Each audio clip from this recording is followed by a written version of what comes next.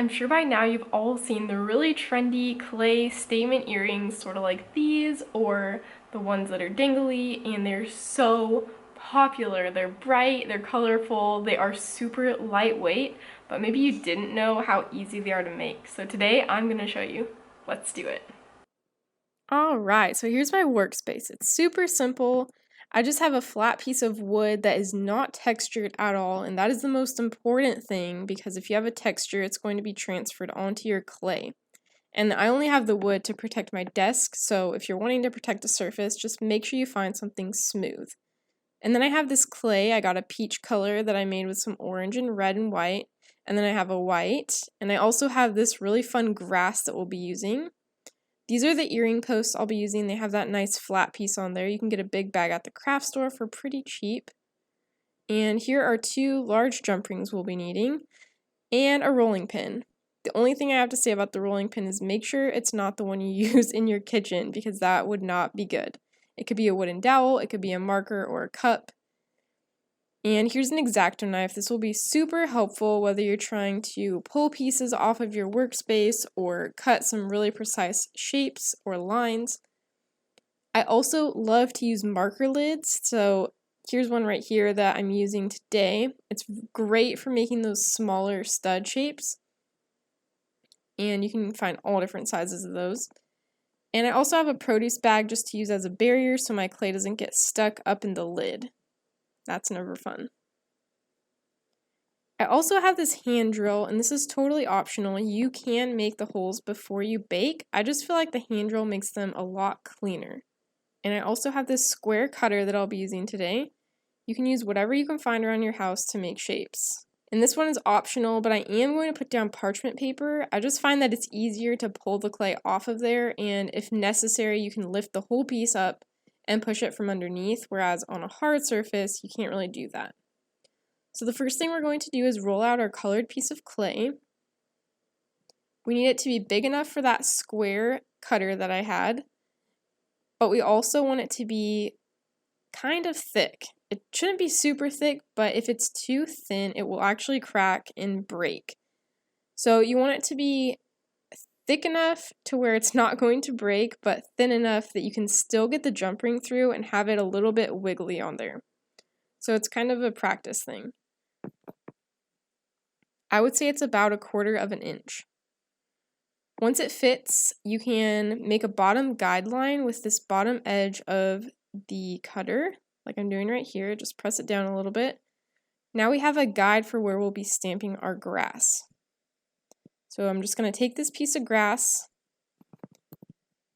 and gently roll over it with my rolling pin. I don't really put any weight on the rolling pin. I just go back and forth quite a few times. If you push too hard, it's going to make those grass ends pop off and get stuck in your clay, and it's kind of tricky to get them out. So you really want to be careful with how much pressure you're adding. And when you pull it off, go really, really slow. If you do happen to get one of those little grass pieces stuck in there, you can carefully use your X-Acto knife to get it out. Just really try to make sure you're not making extra cuts in your clay that you don't want there because you can't really fix that unless you restart. So I'm just going to keep going over these and replacing them randomly. You could use any kind of dried material for this. You could use a flower or a leaf would be really pretty. I just really like this grass. Once you have it how you want it, you can go back in with your cutter again and make sure it's lined up as you can to that bottom line that we made earlier. You'll just push down and wiggle a little bit, just like a cookie. That way the sides will separate. And then you can pull the sides away. And you should be left with one nice square in your design on top. So here you can see it's not perfect. I will go ahead and touch it up with my X-Acto knife and make those lines straight and clean. And then I'm actually going to go right down the center. You can measure this if you want to, but eyeballing it is fine. They look great either way. I'm just going to move these to the side while we work on the top part of our earring. So I'll grab the white clay now and soften it up. And then I'll roll it out. We want it about the same thickness as we had for our square. And then we'll take that cap I showed you and the produce bag. And we're just going to go in and make 2 punches with this lid. You really want to make sure you push down hard with this one because it's a lot thicker than the metal one was. And you just really want to make sure that clay is separated before you try to pull it off of the paper. So give it a few nice twists and then you should be able to pull the outside right off.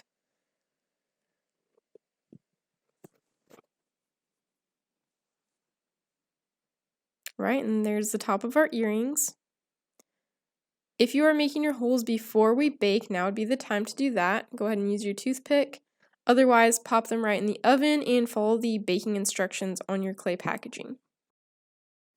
Alright, now that they're all baked, we're going to be making our holes, and you want it to be pretty close to the edge, but if it's too close, it's going to crack. I actually did that the other day, and it was pretty disappointing. So you just really want to pay attention to how big your jump ring is, and make sure it's going to be close enough for that to fit on. We'll do the same thing for the white one. If you guys do this type of project a lot, I'm going to link a hand drill. If I can find this one, I'll link it, but if not, a similar one down in the description. It is so useful, and I feel like it really makes the quality of the holes go up a notch. Like, they come out so clean. And it also comes with a bunch of different drill bits, and I think it was under $10 if I remember right, so it was definitely worth the investment. I also use it for resin, so if you guys love clay, making earrings, or if you do a lot of resin, that would be a great tool to add.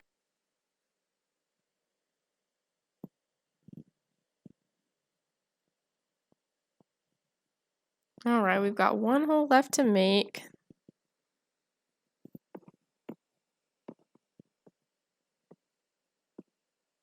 You can see how clean and smooth that looks. So nice. Okay, so now we're going to add the backs, and you're just going to take a small piece of clay, it's hardly any at all, and kind of flatten it out into a round shape. And then you'll slide it over the post of the earring, and we're just going to go and press it down towards the middle first, and then you'll work your way out. And I'm just pressing down to make sure the excess clay goes out to the side, and then I'm smoothing it off on the edge. We're just making sure that the post is going to be connected really well because that's the part that would break in an earring when you're taking it on or off. So you really want to make sure you have this really secure on there. And this is a great way to do it, just using more clay. You'll do the same thing with the other one and make sure you're lining it up right. That hole that we made is going to be the bottom of our earring. So you want this post to be lined up with it, but at the top. Otherwise, your earring is going to be dangling kind of sideways, and that is not what we're going for. Just smooth that edge off. And once it's ready, you can cook those just like we did before, following your baking instructions for the clay that you have. Now that they're all baked, we're going to put them together. So the first thing I'm doing is making sure my holes are still there. Since we added the back, sometimes a little bit of clay can get in the hole, and you just want to make sure it's all the way open. And then we'll grab our jump ring and a pair of pliers. You know, you can use another pair of pliers if you want instead of your fingers to open that up, but we're just going to open it up and put it through the orange piece. And then through the white piece.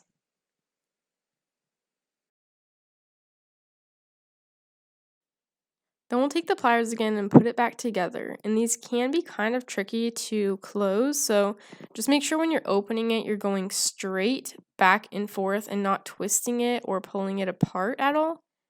It's simply just one side goes forward, one side goes backward. And there's the first one.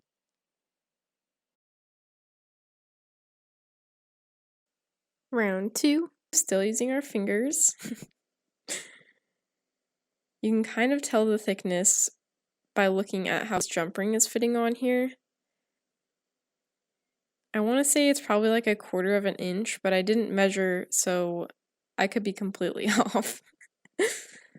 All I know is it's a good weight for my ears and it's not so thin that it's breaking. So as long as you've hit those two, you're good. There's the second one.